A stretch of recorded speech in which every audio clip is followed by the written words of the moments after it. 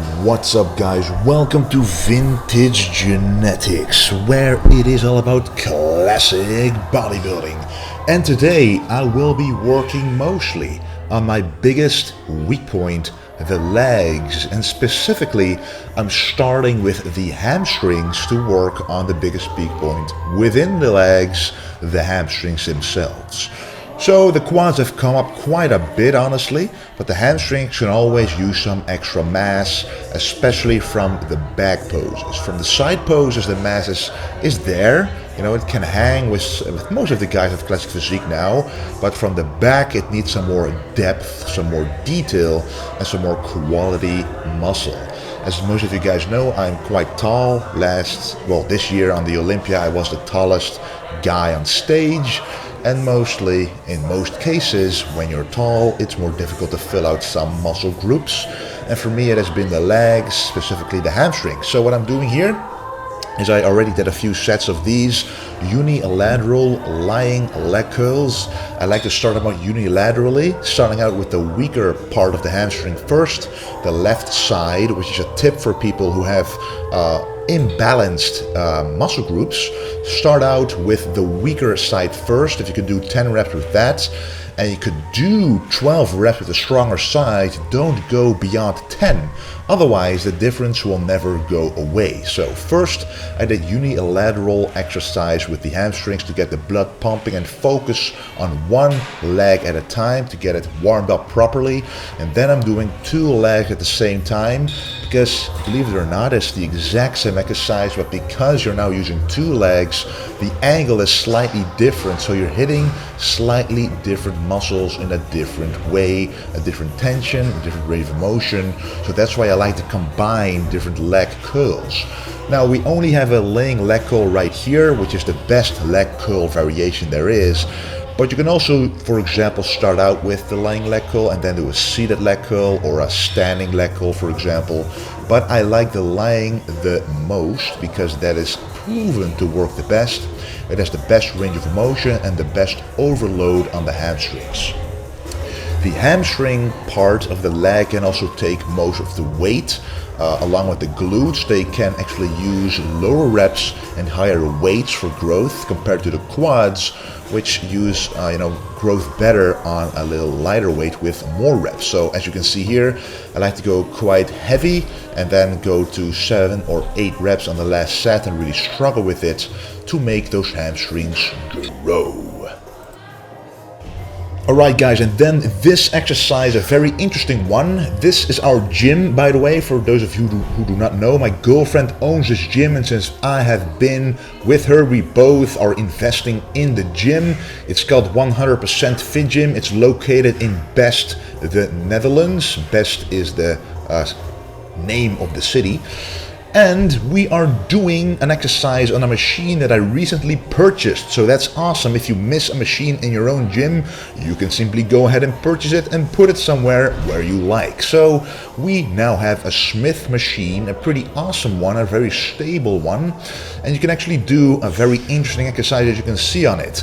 A vertical leg press. It puts a very different strain on the muscles compared to any other press there is. It just feels very interesting. It's hard to explain, but you can feel it a little bit more on the outside of your legs, on the hamstrings and the glutes compared to a regular leg press. Because in a regular leg press, I feel it more burning in the quads and the teardrop, for example. But here I can really feel it deeply in the hamstrings and the glutes and the outside of the quad. So that's what I like about it a lot, because of the variation. You hit it in different angles.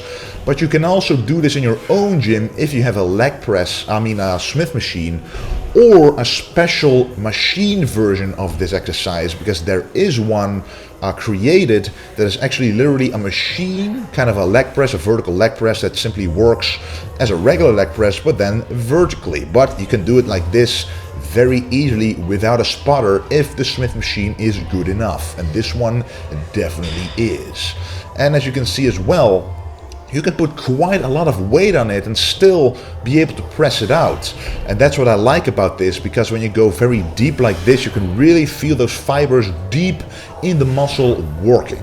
And this exercise is one that I like to do before doing regular squats, because I found that when I do squats, the lower back, the balancing muscles, the core tend to kind of tire me out before I actually feel the legs. But with this exercise, I can keep going and going until the legs themselves fail, instead of me simply being tired overall and failing because of that.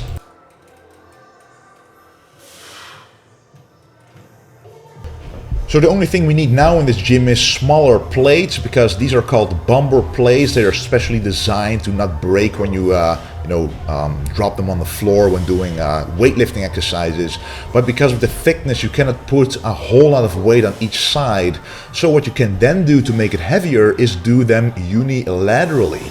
At the same time, it makes the exercise a lot more difficult, but also it targets the muscle in a different way. You can't compare this version of this vertical leg press with a lunge, actually. So if you are having trouble, because I'm coaching some clients, and some people are having trouble doing lunges because of either the knees or flexibility in their toes or ankles, but doing it like this, either on the vertical leg press like this, or the leg press, if you do it with one leg, you can actually mimic the effects of a actual lunge. However, I do think that the lunges with a barbell or dumbbell are the best possible way to perform a lunge, but this is a very nice alternative exercise you can use to vary it with a dumbbell or barbell lunge for sure. And I do this until I pretty much hit almost failure.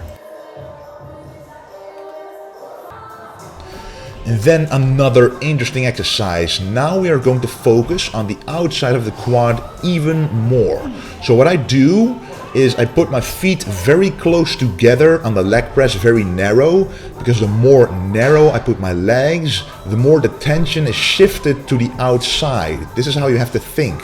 That's why when you do sumo squats, you actually hit the inner thighs more, but what I want to do now is hit the outer thighs. So I want to hit that quad sweep, because what my goal is when I stand on stage in a front relaxed or front double biceps, I want that quad sweep to accentuate the waistline. In that I mean that the waistline will actually look smaller, more narrow, because the legs are bigger.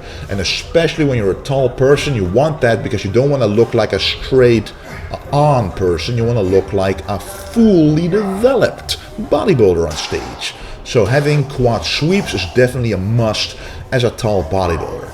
So this leg press, I also go pretty heavy with it. I only wanted to do 3 sets, but every time I'm able to do 10 reps, I simply add another weight, another set.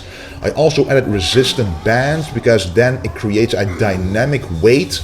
So instead of adding weights to the leg press itself, instead of adding plates, the resistant bands actually make it more difficult the higher you press the weight. Let's do this indeed, and this is one of my techniques that I figured out a few months ago that works best for me personally to get my leg size up. And it has been going up by about 2 kilograms since the Olympia, because I did a DEXA scan, and a DEXA scan tells you how much lean body mass each body part has. I'll do a separate video about this, of course, but it told me that I gained lean body mass specifically in the legs. Because in the arms, in the torso, in the chest, it only was a minimal increase, but in the legs, the increase was substantial. So it does mean, it cannot be an error. It literally means that I gained muscle mass in the legs. So why and how did this happen? I made this happen by actually doing what I explained in the beginning, switching the exercises around. Because when I did squats, very heavy squats at the beginning, the reason why I failed at a certain period of time, for example after 5 sets with a very heavy weight, is not because my legs gave out, but because my cardio or my core or my lower back gave out. So my legs weren't fully stimulated, but my body and my cardio was, and I actually had to rest like 5 or 6 minutes in between sets. And if you notice that that's happening with you, I would recommend first starting with some other exercises and then doing the squats, and then you will feel that you can actually go up and down and feel it in your legs, in your quads specifically when you're doing it this way. You saw in set number 1, when the camera perspective was different, that I have a plate on the floor because that elevates my heels off the ground, and because my ankle flexibility isn't the best, it needs to be better. It allows me to actually drop down deeper than 90 degrees, and the lower I go, the higher the range of motion is, and the higher that is, the more stretch I get at the bottom in the quads. And the benefit of that is, now that I did all those other exercises, my quads are pumped up, they are filled with blood, and the more pump you have in a muscle, the more superior the stretch will be. And the better the stretch, the better the hypertrophy response will be. You will literally, trust me, if you try this out, for example, first do some leg extensions, some leg press to the max, really to the max, and then do your back squats, you will feel that your legs and your quads will be stimulated to the max by doing these squats. And also, I'm by the way wearing this belt to protect the lower back, but I'm able to go down pretty straight up and down because I elevated my heels, and it prevents those ankles to put my back forward to be able to go down lower than 90 degrees. So that really has been a lifesaver for me personally. And standing as narrow as I did on those squats, it targets the quad sweep even more, and that is exactly what I want to work on.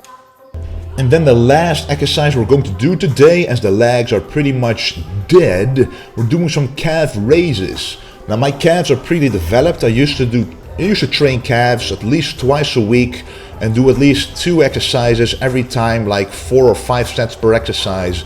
But now I decided that I only will do 1 exercise after each leg session, and only 3 to a maximum of 4 sets. And I like to do them unilaterally as well, so I can actually focus more on the detail and quality of the muscle instead of adding a lot more mass. Because in reality, my calves are developed enough for my physique, and they would only distract from the quads if they grew any bigger. And I want my quads to look big relative to everything, so also the calves. So the calves, of course, is awesome to have, and I want to keep working on them, want to keep growing them, but not at the rate that they will actually be huge compared to the rest. So what I want you guys to do, if you don't have good calves, is actually do this exercise as well, unilaterally. Go down as far as possible as you can see, and then go up as high as possible and contract those calves as hard as you can. Because if you look at the calf, it is contracted for at least a second at the top. So use the full range of motion and use that time under tension to the max on those calf exercises. And then after doing the seated calf raise, move on to either a leg press, calf press, or a standing calf raise to finish those calves off with a heavier weight. And then what I wanted to show you is my stretching routine right after the leg workout. As you can see, the quads and everything is so pumped up that it's very difficult to stretch properly. So you can see me struggle quite a bit here, but I'm able to stretch it out exactly as I want to.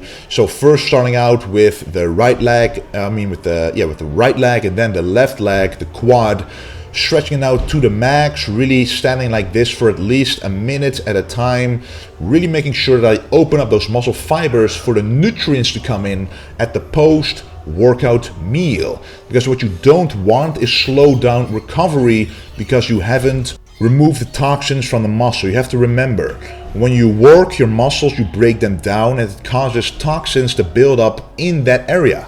And when it pumped up, you actually lock that area down. It's tight. You want to free those muscle fibers. You want to get blood circulation in there and free up those toxins so you can actually recover better for next time. Because the better recovery, the better the hypertrophy will be in the long run. Trust me. So I stretch out the quads, I just did the glutes, and I will now do the hamstrings, one leg at a time.